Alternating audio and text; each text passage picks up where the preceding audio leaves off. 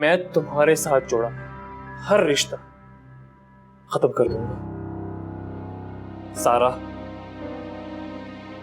मैं तुम्हें तलाक देता हूं।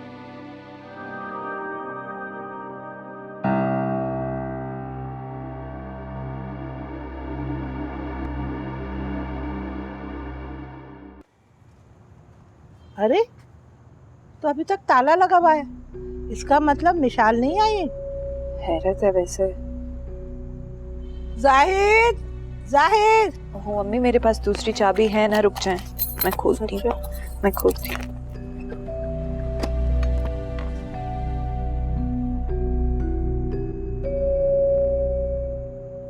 मिशाल नहीं आई? दाल? अरे दाल नहीं, मैं तेरे लिए गोश्त का कोरमा और बिरयानी लेकर आई हूँ, बड़ी मजे की है। हाँ, मिशाल कहाँ है? अरे यही बात तो मैं आपसे पूछ रहा हूँ कि मिशाल कहाँ पे है? क्या मतलब है, मिशाल अभी तक घर नहीं आई? आई थी मगर न जाने कहाँ चली गई। मुझे लगा आपके साथ वापस आ जाएगी। जाहिद, तुम्हारा झगड़ा तो नहीं हुआ कोई मिशाल के साथ? मैंने तो बस उससे देर से आने की वजह पूछी थी। बस इतना ही कहा था आपने?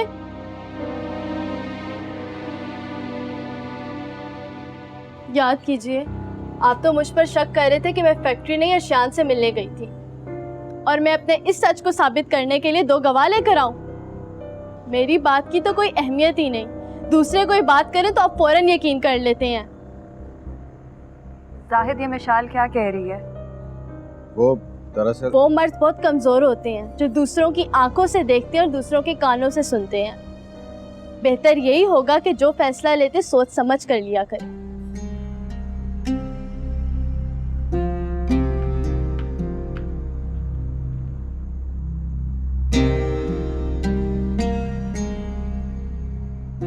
अरे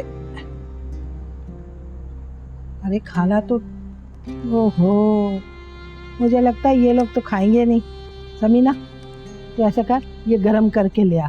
वहाँ तो मैंने शर्म के मारे थोड़ा सा खाया था, है तो बड़े मजे का। जरा ले आ अंदर, मैं खाती हूँ।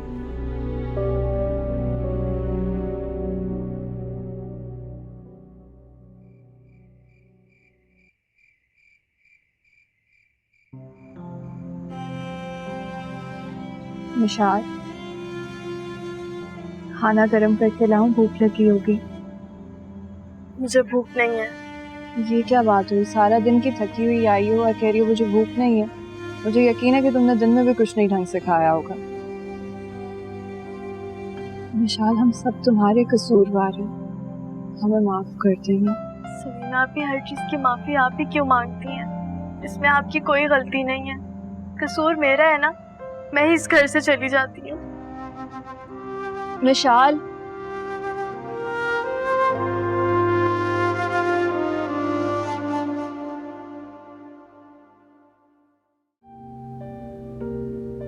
ये क्या कर रही हो? जा रही हूँ, रोज रोज की जिल्लत मुझसे बर्दाश्त नहीं होती। ऐसा क्यों नहीं कहती कि जिम्मेदारियों से भाग रही हो? फिक्र ना करें, पैसे भेजती रहूंगी, जिम्मेदारियों से नहीं भागूंगी। मैं जानता हूँ तुम यही चाहती हो कि मैं तुम पे गुस्सा करूँ, तुम मजलूमियत का ड्रामा करो और बहाना बना के यहाँ से भाग जाओ।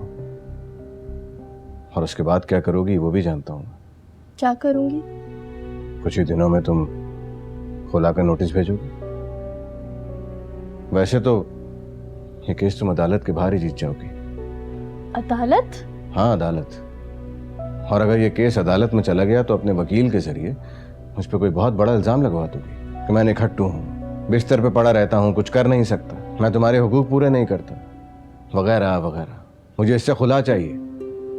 घर से बाहर निकल के तो वैसे ही शर्म खत्म हो गई है तुम्हारी। क्या कहना सुनना है तुम्हें, उससे फर्क नहीं पड़ता। और उसके बाद मुझसे छुटकारा हासिल करने के बाद तुम अर्शियान से शादी कर लोगी। यही करोगी ना? काश मैं आपके इन अल्फाजों का जवाब सख्ती से दे सकती। काश मैं अपने गुस्से का इजहार लोगों की तरह कर सकती, मगर मैं कुछ नहीं करूँगी क्योंकि मेरे अंदर अभी भी शर्म और हया बाकी है। सुन तो बहुत कुछ सकती हूँ मगर बोल नहीं सकती।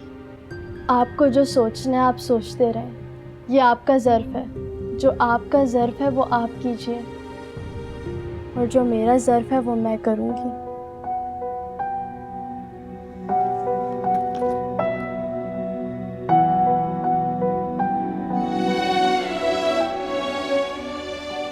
विशाल, विशाल, विशाल, शाहिद, विशाल, शाहिद आप ठीक तो हैं? देख रही हो, तुम्हारे सहारे के बगैर मैं हिल भी नहीं सकता। तुम भी छोड़ के चली जाओगी तो इस घर में कोई खाना तो क्या देखेगा नहीं मेरी तरफ। इसी तरह सिसक सिसक के इस बिस्तर पर मर जाऊंगा। अगर जाना चाहती हो तो जाओ, छोड़ दो मुझे मरने के लिए।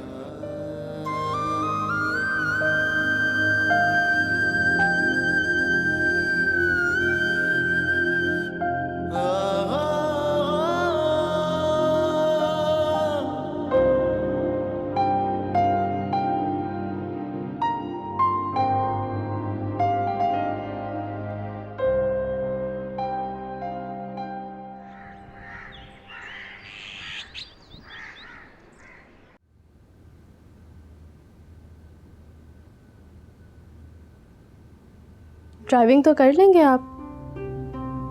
ड्राइविंग? मैं? जी आप। मगर मैं कैसे करूंगा ड्राइविंग? मैं सोच रही हूँ कि अपनी फैक्ट्री में आपके लिए जॉब अप्लाई कर दूँ। आप मेरी गाड़ी चलाएंगे, मुझे अच्छा भी लगेगा और आपको भी तसल्ली रहेगी कि मैं कहाँ कहाँ जाती हूँ, किससे मिलती हूँ।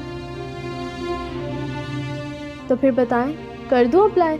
देखो, मुझे और शर्मिंदा मत करो। शर्मिंदा तो आप मुझे करते हैं, कैसे कैसे अल्फाज इस्तेमाल करते हैं। कभी सोचा कि मेरे दिल पर क्या गुजरती होगी? इतनी सी बात पर अगर आप शर्मिंदा होते हैं तो आइंदा शक मत कीजिएगा, वरना मैं वो करूँगी कि आप सारी ज़िंदगी यही सोचते रहेंगे कि काश मैं ऐसे अल्फाज ना इस्तेमाल करता।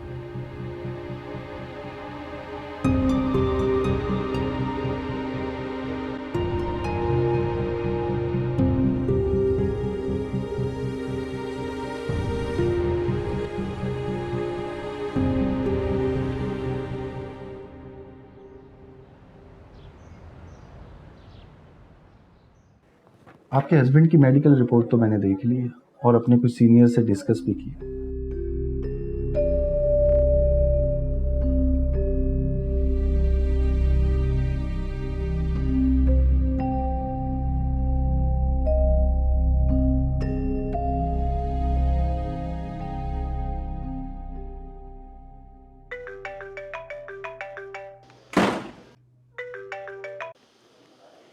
हेलो,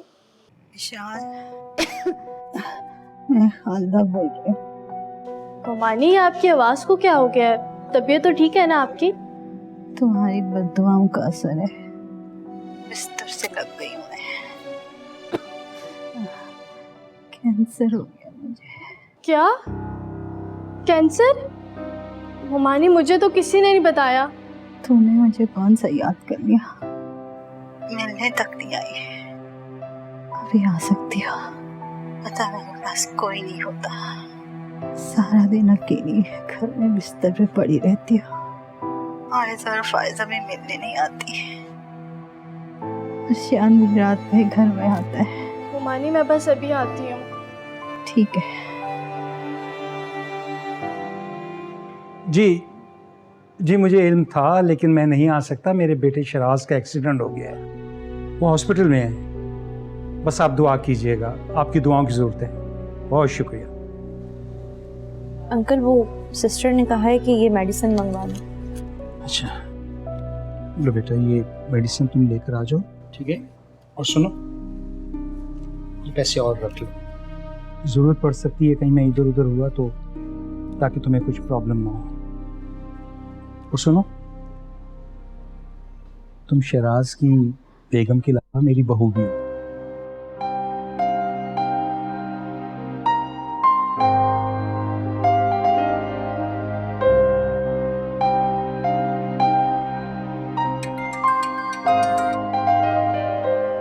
जी अनवर साहब, मुझे भी तुम्हारी अम्मी वाली बीमारी लग गई है। नुज़रत के आखिरी वक्त में मैंने उसकी बड़ी खिदमत की थी। तुम्हारा भी बहुत ख्याल रखा। तुम्हारी खाला तो बस सिर्फ एक बार आई और थोड़े से पैसे देकर अपनी जान छुड़वा कर वापस चली गई। कुर्बानियां तो मैंने दी थी। हाँ, ये सच है कि मेरी अपनी जरूरतें भी थी। मैं सिर्फ ये चाहती थी कि तुम्हारी दौलत से मेरे बच्चों का पेट भर जाए, वो पढ़ लिख जाए। मगर मेरी जरूरत कब मेरी लालच बन गई, मुझे पता नहीं चला। मेरी गलतियों, मेरे गुनाहों को माफ कर दो, मुझे मरने से बचा दो। मैं अपने बच्चों को खुशियां देखने से पहले नहीं मरना चाहती। तो मेरा ख्याल रखोगी ना, मेरी खिदमत करोगी ना। तुम ऐसा करो कि जाहिद और अपनी सास को लेके हमारे घर आ जाओ, हम सब मिलकर साथ रहेंगे। तुम्हें भी अपने जाने में कोई मसला नहीं होगा। तुम मेरी बात मानोगी?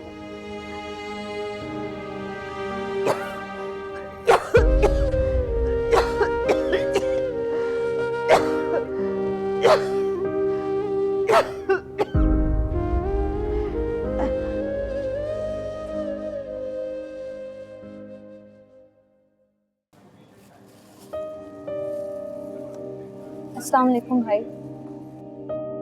वालेकुम सलाम। कैसे हैं आप? ठीक हूँ, मैं तुम्हें लेने आया हूँ और आज के बाद तुम इनके साथ नहीं रहोगी। नहीं भाई, मैं अपनी फैमिली को छोड़कर आपके साथ नहीं जा सकती। इस वक्त शिराज को सबसे ज्यादा मेरी जरूरत है।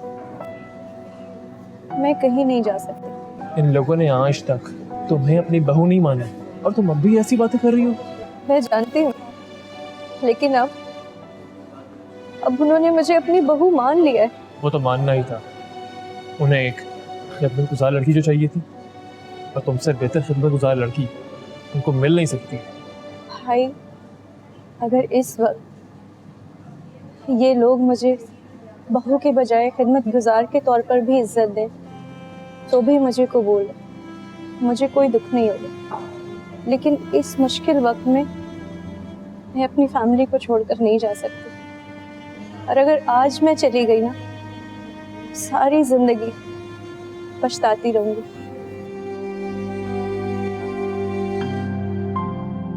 अल्लाह तुम्हारी मदद करे, खुश रहो हमेशा।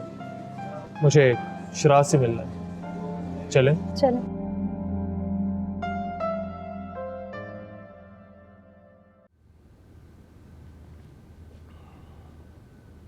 साहिद, आज मैं मोमानी की तरफ गई थी। तो फिर? मोमानी को कैंसर हो गया है। क्या? तुमने पहले बताया नहीं? मुझे भी आज ही पता चला है। बहुत दुखी थी मोमानी, बहुत अकेली सी थी। क्यों? आरिशान नहीं था वहां पे?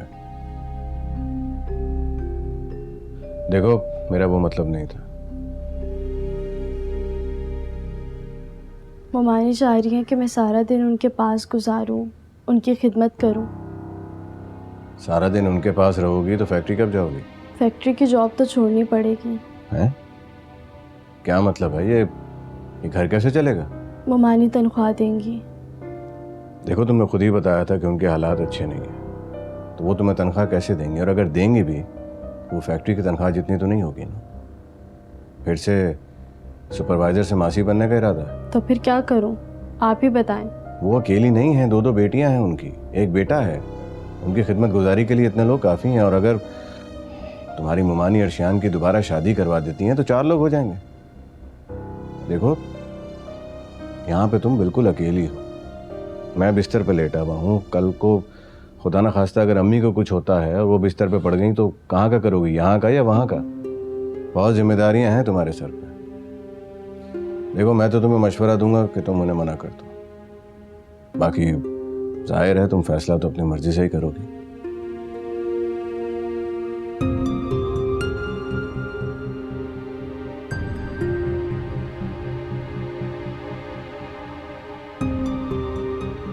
अजीब बेवकूफ़ी है, अच्छी नौकरी छोड़कर कम पैसों में काम करना चाह रही है।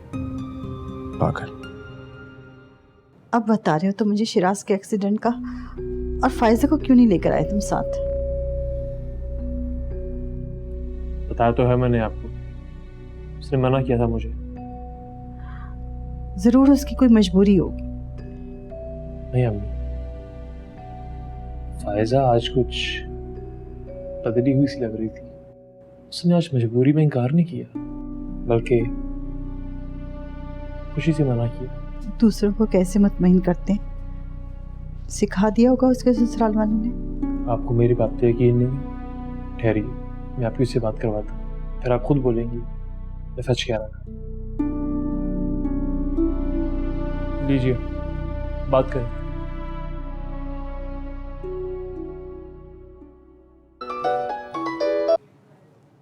अस्सलाम वालेकुम भाई। वालेकुम सलाम, मैं बोल रही हूँ अम्मी। अस्सलाम वालेकुम अम्मी, कैसी हैं आप? तुम आई क्यों नहीं अर्शियान के साथ? मैं भाई को बताया तो था, यहाँ पर सबको मेरी बहुत ज़रूरत है। मैं कैसे आ जाती इन सबको इस हाल में छोड़कर। दूसरी बीवी कहाँ है शिराज की? अम्मी वो तो चली गई। लाओ बेटा मेरी बात करो। अम्मी अंकल बात करना चाह रहे हैं, इनसे बात करें। अस्सलाम वालेकुम खालदा बहन। वालेकुम सलाम भाई साहब। बहन, अब तक जो कुछ हुआ उसके लिए हम शर्मिंदा हैं। आपसे और फायजा से माफ़ी मांगते हैं। मैं आपको यकीन दिलाता हूँ कि आइंदा ऐसा कुछ नहीं होगा। हमारी बहू बनकर उसे वो इज्जत नहीं मिली जिसकी वो हकदार थी, और उसे अब घर से कोई नहीं निकालेगा। उसे हमारे घर में बहू की इज्जत नहीं मिली, लेकिन अब मिलेगी, क्योंकि वो अब मेरी बहू नहीं बेटी है। हेलो, आप सुन रही हैं? मैं मानता हूँ आपको मेरी बात पर यकीन नहीं आएगा, बल्कि मैं आज ही अपना घर फायजा के नाम पर कर दूंगा। अगर अर्शियान आपके करीब है तो मेरी उससे बात कराओ। जी जी, मैं कराती हूँ। अर्शियान, जहांगीर भाई बात करेंगे।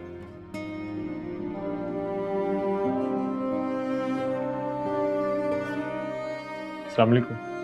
अर्शियान बेटा, कल थोड़ी देर के लिए मेरे पास आ सकते हो? बेटा, तुम्हारी मौजूदगी में कुछ डॉक्यूमेंट साइन करवाने हैं फायजा से।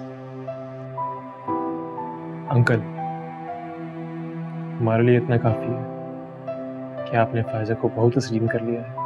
अब हम बीच में नहीं आएंगे। यह बाप बेटी का मामला है, खुद देखिए आप इससे। अर्शियान बेटा, तुमने ये बात कहकर मेरा मान बढ़ा दिया है। अल्लाह तुम्हें खुश रखे। अल्लाह हाफिज़ अंकल।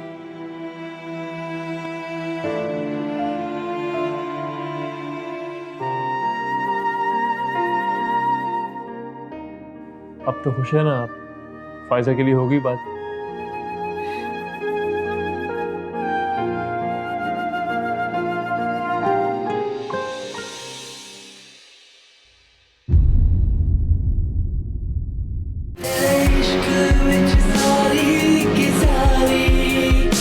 आपको याद है लास्ट का असाइनमेंट हमारी रिजेक्ट हो गई थी? उस शख्स का नाम पता लग गया है हमें। सर किसकी वजह से?